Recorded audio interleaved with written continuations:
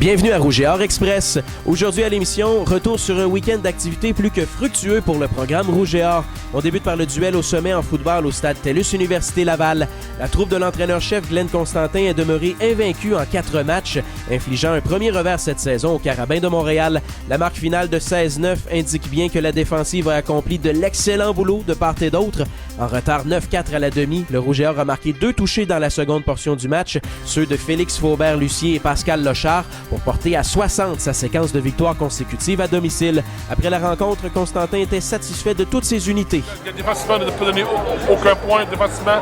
Les unités sociales ont été extraordinaires. On a progressé en offensive. Très content de ce qu'on a vu comme équipe, comme effort. Puis en attaque également.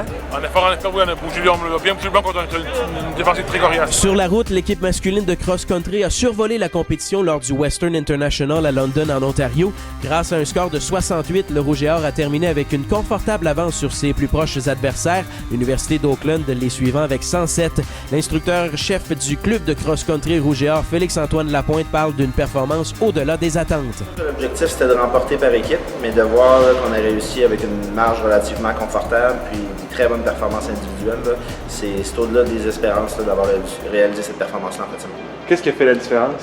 3 athlètes dans le top 10. On parle de Jean-Daniel Labranche, 4e, Maxime Lapierre, 7e, Benjamin Raymond, 9e. Donc, compétition par équipe en cross-country. Quand on réussit à placer 3 athlètes dans le top 10, c'est pas mal réglé en règle générale. Puis surtout qu'on a une bonne profondeur. Nos coureurs 4 et 5 ont très bien fait aussi, ce qui nous a permis de gagner par une bonne marge. En soccer, les filles ont gagné à Montréal pour la première fois depuis 2002, battant les Carabins 3-0 dimanche grâce à 2 buts de Léa Chastenay-Joseph. La troupe d'Elder Duhart avait également vaincu les Stingers de Concordia 5-2 vendredi, ce qui fait qu'elle trône toujours au sommet du classement RSEQ avec une fiche parfaite de 6-0. Les gars sont aussi venus à bout des Stingers 3-1 vendredi, menés par Patrice Dion qui a marqué à 2 reprises en plus de se faire complice du 3e but.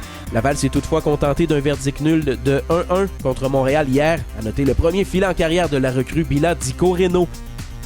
Enfin, en rugby féminin, après 2 défaites consécutives, la troupe de l'entraîneur-chef Bill McNeil a retrouvé le sentier de la victoire de manière éclatante vendredi dernier à Lennoxville, blanchissant les Gators de Bishops 63-0. Kathleen Keller et Marie Thibault, avec chacune 3 essais, ont mené la charge.